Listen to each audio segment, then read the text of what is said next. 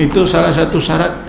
Syarat yang ketiga tadi, nak anak itu mesti ada guru. Tak ada guru tak boleh.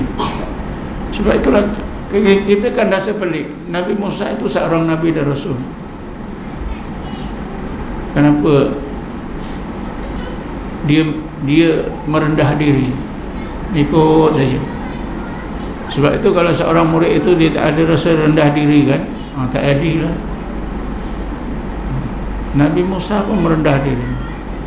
Sedangkan Nabi Musa itu adalah salah seorang Nabi dan Rasul, termasuk dalam ulul azmi. Nabi kita tidak.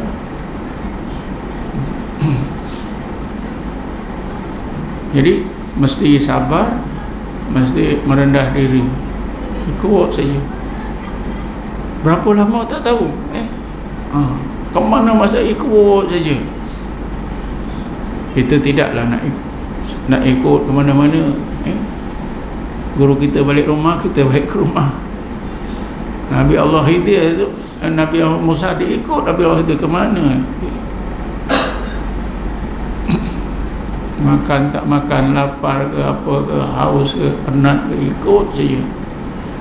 Kita tak larat tuan-tuan. Berapa lama? Wallah alam. Tapi tentunya bukan sehari lah, mungkin bertahun. Cerita dalam Quran ni kejap je, berapa ayat dia. Tapi hakikat sebenar Allah saja yang tahu.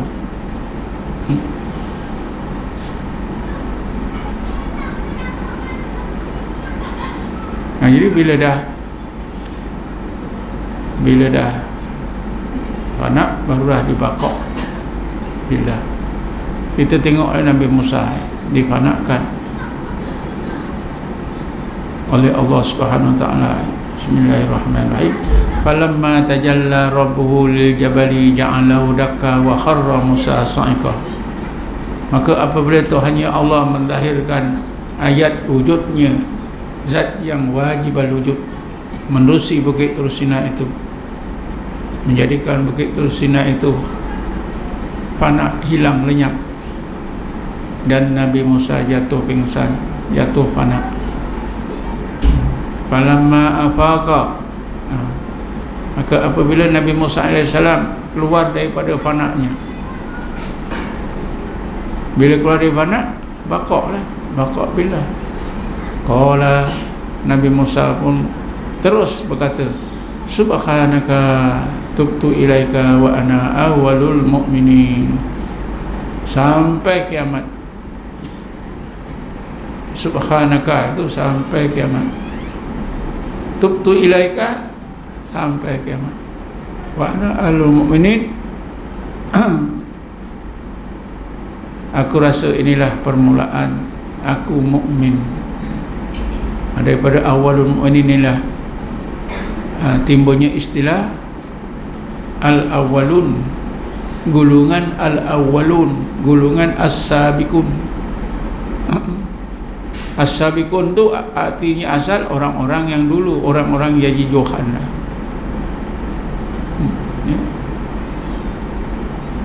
Orang-orang kalau lomba lari yang menang itu sabik. Sabiqun, gulungan orang-orang yang menang, yang dulu, ya. Al-awwalun, yang awal-awal. Tapi sebenarnya itu istilah, ya. As-sabiqun dalam Quran apa? As-sabiqun as-sabiqun ulaikal muqarrabun. Oh, as-sabiqun maknanya orang yang hampir kepada Allah. Al-awwalun itu ialah gulungan orang yang dipanakkan oleh Allah, kemudian diletakkan oleh Allah dalam keadaan baqa' billah. Itulah gulungan al-awwalun.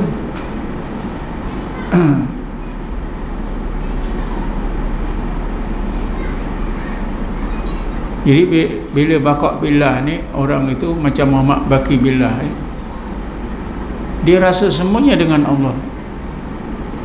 Dia rasa bercakap dengan kurnia dan rahmat Allah, dengan qadar iradah Allah, ya. Dia bernafas dengan qadar iradah Allah. Dia mendengar, dia ilmu dia, ibadat dia, segala-galanya billah. Jadi sebab itulah baqa' billah. Akhir sekali kita boleh fahami baqak billah ni menerusi satu hadis kursi, sebuah hadis kursi yang selalu saya bacakan, yang bermaksud tidak ada sesuatu yang diamalkan oleh seorang hamba-Ku untuk menghampirkan diri kepada Aku yang Aku paling suka kecuali apa yang Aku fardukan ke atasnya. Tetapi hamba-Ku yang telah melakukan yang difardukan itu tetap menghampirkan diri kepada Aku dengan melakukan perkara-perkara yang disunatkan sehingga Aku kasih kepadanya.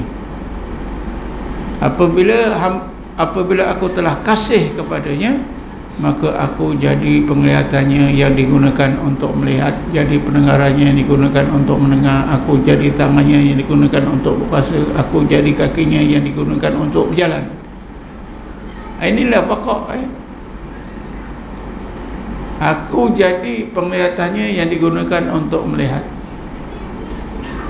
Maknanya orang itu apa saja perbuatannya, dia rasa semuanya dengan Allah, semuanya dengan kodrat iradah Allah, dengan rahmat Allah, dengan urusan Allah, dengan ilmu Allah, semuanya dengan Allah.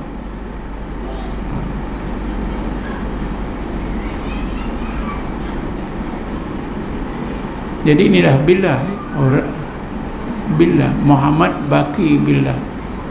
Sebab itu orang yang, kalau kita nak tengok Nabi Muhammad itu pun billah, sahabat-sahabat itu pun billah. Bila billah jadi kuat dalam perang Badar. Bismillahirrahmanirrahim. Laqad nasarakumullah bi badrin wa antum azillah. Sesungguhnya Allah telah menangkan kamu dalam perang Badar.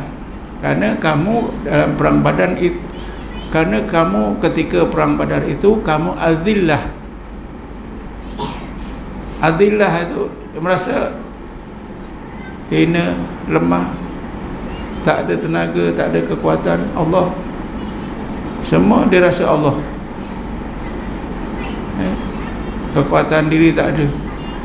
Azillah, jadi kuat.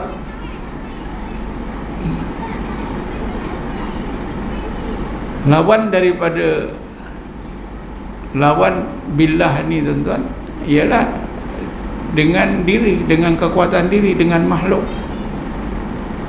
Dicontohkan oleh Allah perang Hunain. Bismillahirrahmanirrahim. Laqad nasarakumullah fi mawadina katsiratin wa yawma Hunainin idh a'jabatkum kasratukum falan tughniya ankum syai'a hatta dhaqat alaikumul ardu bima rahibat summa wallaitum mudbirin. Sesungguhnya Allah telah memenangkan kamu dalam banyak peperangan. Pasal apa dimenangkan banyak peperangan? Sebab mereka rasa billah, mereka rasa dengan kekuatan Allah, kehendak Allah, rahmat Allah, kurnia Allah. Lawan billah ni apa? Dengan diri, dengan makhluk, dengan yang lain daripada Allah. Wa yauma Hunainin idza a'jabatkum kasratukum. Dan dalam perang Hunain, ketika kamu berasa takjub dengan ramainya bilangan kamu. Inilah bil makhluk. Bila tidak dengan Allah, maka dengan makhluk, dengan ramainya, dengan kekuatan tentera. Walan tughniya ankum syai'a. Ramainya bilangan kamu itu tak memberi apa-apa pun faedah. Jadi rahsia billah ni tuan-tuan sangat hebat. Hatta dhaqat alaikumul ardu bima rahabat, sehingga kamu rasa bumi yang luas ini jadi sempit. Summa wallaitum mudbirin, kemudian kamu lari lintang pukang meninggalkan medan perang. 12.000 lawan 1.000, yang 12.000 kalah.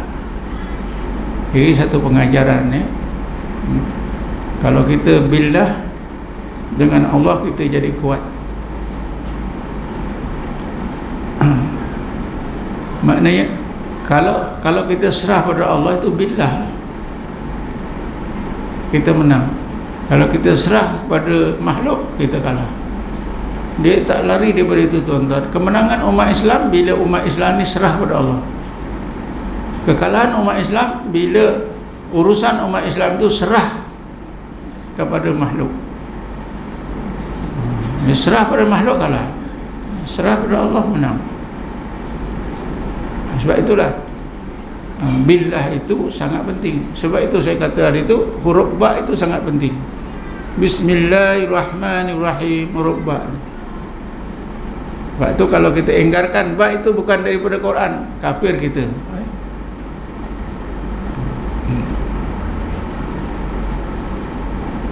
Jadi siapa yang billah, macam-macam taksirannya tuan-tuan billah ni. Ada satu ayat, Bismillahirrahmanirrahim, Qul bifadlillahi wa birahmatihi fabidzalika falyabrahu wa khairum mimma yajma'un. Ya Muhammad, engkau ajarkanlah umatmu supaya mereka itu suka gembira kerana menerima kurnia dan rahmat Allah. Ini pun boleh juga digunakan. Billah itu artinya semuanya dengan kurnia Allah, dengan rahmat Allah, dengan nikmat Allah, pertolongan Allah. Boleh. Tapi nak sampai ke peringkat itu, yang sebenarnya mestilah kita lalui fana fillah.